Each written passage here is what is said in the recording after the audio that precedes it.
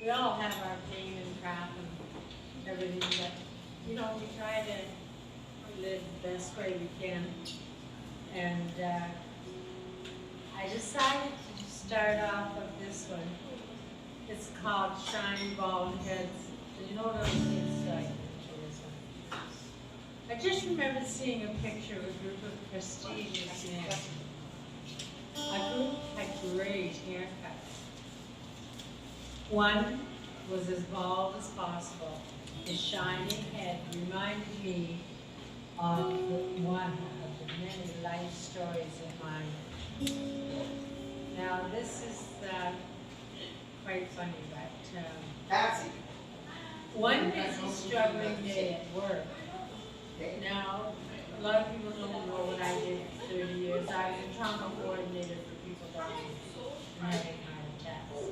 My job was a very serious, heavy-duty job. But I also had wonderful people that I worked with. And I had a private office that was very isolated in the middle of the heart surgery operating rooms. One busy, struggling day at work, a young man came into my office, a very shiny head glowing. He grinned slyly and left. Throughout the day, he would peek in, each time with a sly grin. Finally, he stopped by, speaking to me. He asked me why I hadn't bugged him about his dinner. Now, he had his head, and he was a very professional man. He had his head absolutely near shiny. And I was kind of surprised, but I was trying not to say anything. I said I knew he would come by to show it off. He laughed, rolling out his eyes at me. He put his fingers suggestively on his brow, then responded saying, very tantalizingly, solar panels for sex energy, so watch out. As he went strolling out of my office door, leaving me laughing. Just thought I would share, warning you just in case he really starts extra polishing. Now, several years later, I was at a pub, and this drunk cook, he was being very vulgar about balding, and I didn't tell him that story, but this young man that did that to me was an incredible, very reputable doctor, and he would come by and like this in front of me, and he was just so, it was so funny. And there were lots of stories from that. And I wrote this fun in the 1980s. If ever there was a roller coaster decade, this is it. No waiting in the sidelines, just to sit. Working in new jobs, searching is a bit blurry. Time for me was wild and topsy-turvy. Working for a newspaper, trying to edit, then moving to writing, not much to my credit. Next, a bet of $20 on a dare to feed my girls led me to drive as a courier in the snowy swirls. That I began to feed my kids a new trucking career. Then to marry the love of my life so dear, Captain Roachcoat. Excuse me, we call it. His humor unreal. Then our lives began into a flip that was surreal. Could I get you to get my microphone? I got something. What? Yes. Thank you. The music we danced to was Grease, with friends and girls, including Meatloaf, along with Flash Dance with twirls. Oh, what a night! Eye of the tiger, physical, What a feeling! The variety was endless. Love leading to wasn't that a party? Now most of you probably don't even remember any of that music, but it was pretty good music, especially considering the struggles in the 80s. During this exuberance, off to college, a new degree, then become your grandma. The Olympics to see. The music of our lives giving vitamin N every way to keep our lives on track for the changes of the day. The music was incredible, like always. Energy moving. We danced.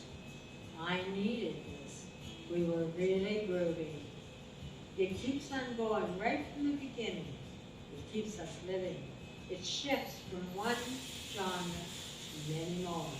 It keeps on giving us our vitamin M we need.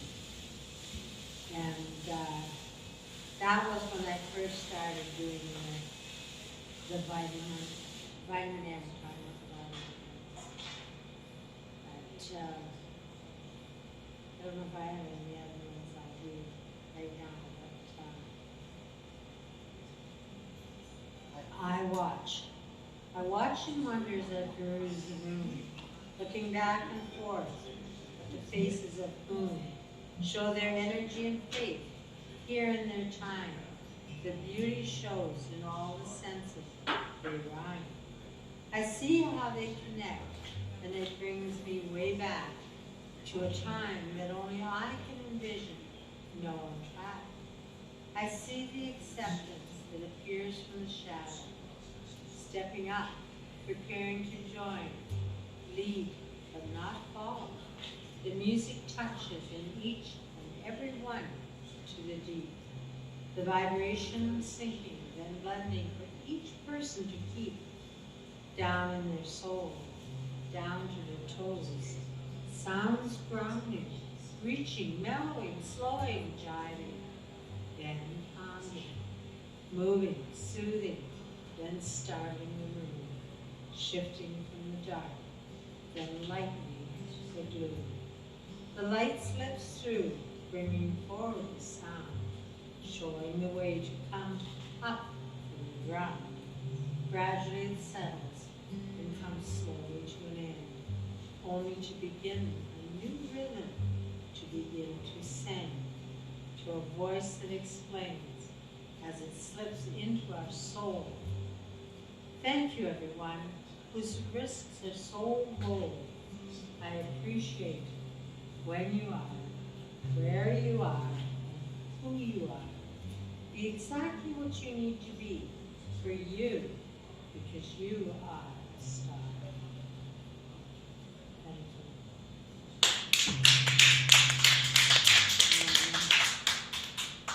Now, I'm not quite sure what I want to do here. That's the wrong one. Now, this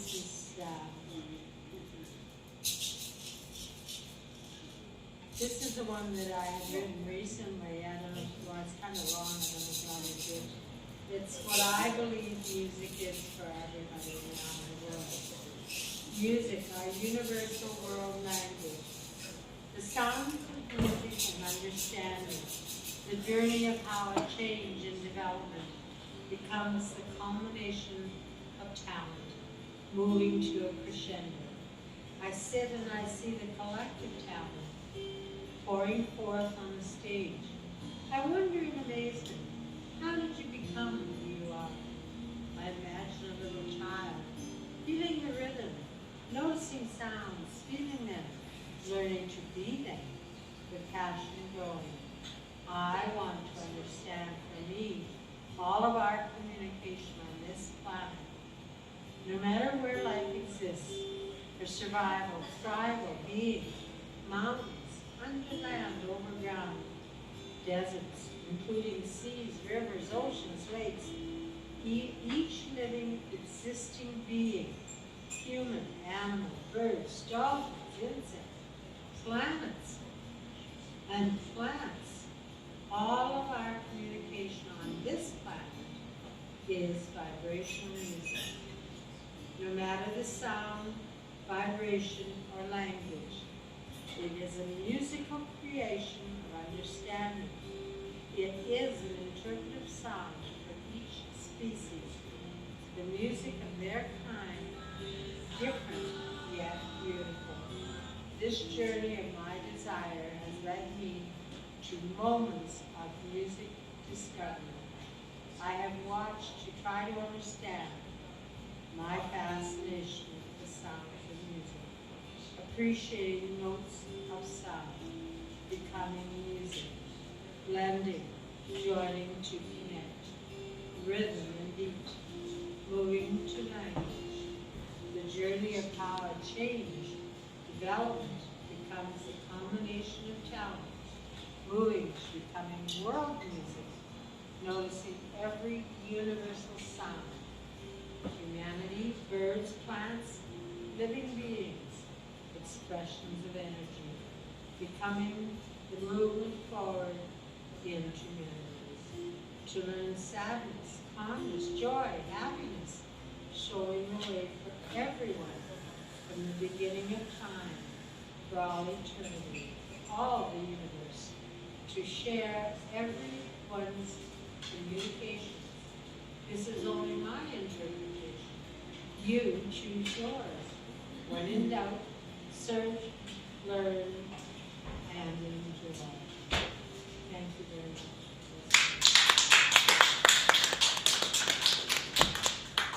Now, I don't know if you want me to do it again.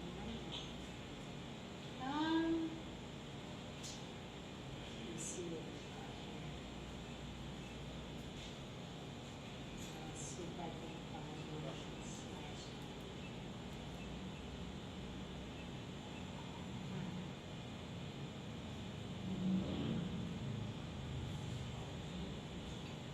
Oops. Let me do it.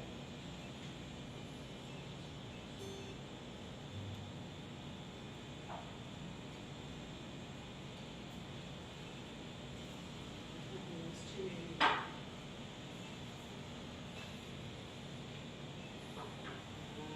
But one of the stories that I had written, and I'll do this one. It's from back in about 1969. It's called A Barrel of Water. Oh, how I wanted to own my own home. A dream that seemed impossible. Rent and housing and triple overnight. No rent controls, no raising anywhere in sight. Wages $250 gross per month for a family of four. Rent went from $65 to $150 in 1 month, plus utilities. No food, streets, here we come. 5-year-old and new baby, and us, the year 1969.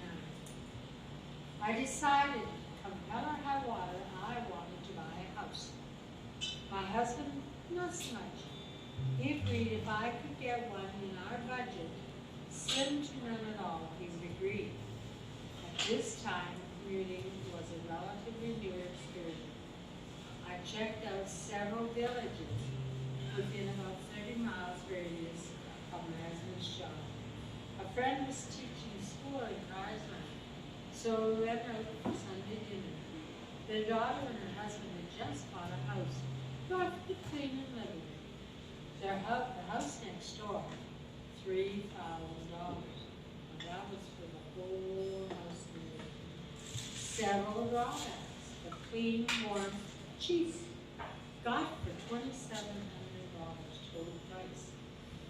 Only cold running water, no sewers, no bathroom, but I'm creative. No city inspectors to contend with. No one who wanted to be bothered. Made me happy. Get down to business to make livable, or at least tolerable. I'm adaptable. Put in a sink in the pantry, even a sprayer. Put in a hot water tank in the dugout basement. Ran a drain out to my garden for gray water. a kid's hard plastic swimming pool in the warm kitchen for baby, because there was no tub or anything. So I don't know if you guys remember those little plastic tubs you used to get. I put it in on the floor in the kitchen, and that's how we bathed it, because there was no bath. To empty the bath, put in my wringer washer to pump the water to my garden. Functional clean, no shower for me. Bought a new plastic garbage barrel for putting dirty clothes in. I kept eyeing it to imagine me standing in it having a shower. Now, you need to remember this is a normal holiday.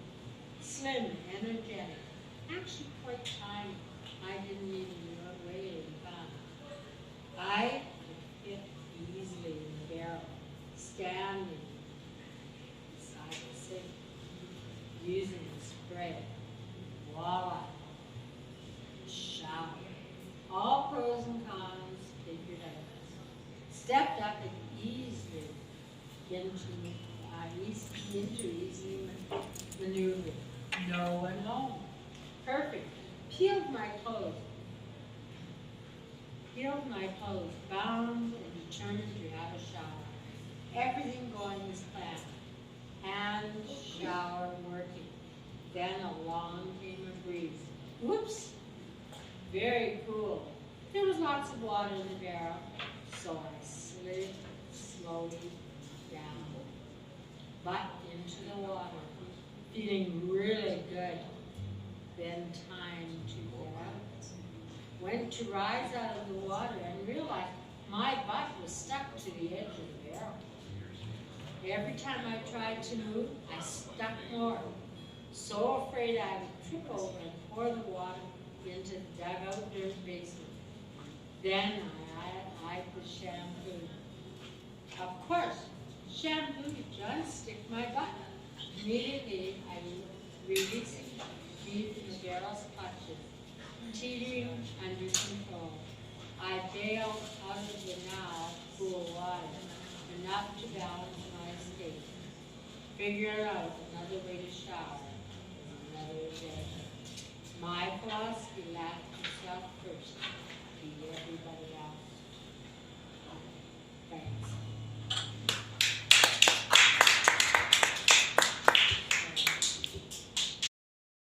Much more than I normally would. I felt right down to my soul, the rage in the air, the clouds were telling me, they were saying, beware. The incredible energy, the true visuals they came. It started the night before. They led me to places. The energy came to meet me, to show me from on high. From way over this city, places I've never before seen, my senses of foreboding led me to my awareness. No sleep, no rest, definitely a strong test, as Mother Nature opened to me. I tried so hard to understand, to grasp the knowledge, to free my mind, to be who we all need to be, connected to each other. Each person has a sister and brother. We need to be one to support each other. My time left is possibly short. Time may be a gift for sure. Please unite, please love, for it is the only cure. Love and honey. June 13th, but this was 1920, so, or 2020. So, that was a few years ago. And I'm still here bugging everybody. So thank you for being so great.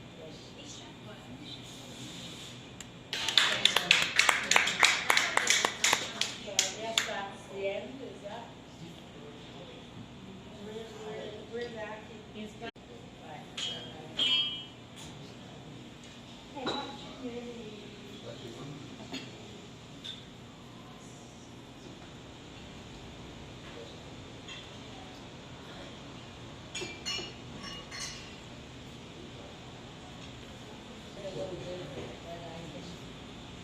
I've always felt that I had information somehow.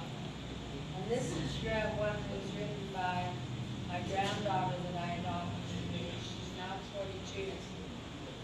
If you need extra help, ask my mom. One day when Natasha was on 9, she decided she would move the room downstairs. Never too big of a story. It'll be okay. I finally agreed after a great deal of coercion, knowing that it was next to impossible because I was very ill. She was only strong enough to move anything from the drawers, but I'm always looking at practical possibilities for procedural methods. Empty furniture, empty very large, heavy, solid wood old Chester drawers, just a start. Take out all the drawers, down to the stairs, empty one at a time. Then how to get the heavy bases down? Use gravity, of course. Top stairs, landing carpet. Okey-dokey. Quilts on split landing protection halfway. Basement stairs, runners, and child needs protection. More quilts, blankets, protection. No lifting, just tipping. Let the weight and gravity slide the heavier one down first. Bottom and top of stairs. Top on padding on the landing. I had to stop to catch my breath. Now you have to remember this was a split level house. That you went down, you changed, you went down, you changed. And there was just me and a 9-year-old. I had to stop to catch my breath. Before trying anything else, I turned to Natasha. She looked at me and said, "We need help now." I said, "We need to ask for help to show up on our doorstep." Raising my eyes upward, I said, "God, please help us." The doorbell rang. Tash opened the door. Here were 2 young men from a group of young door-to-door church speakers. First thing out of his mouth was, "We're here to help you." We looked at each other, and I said, "Really?"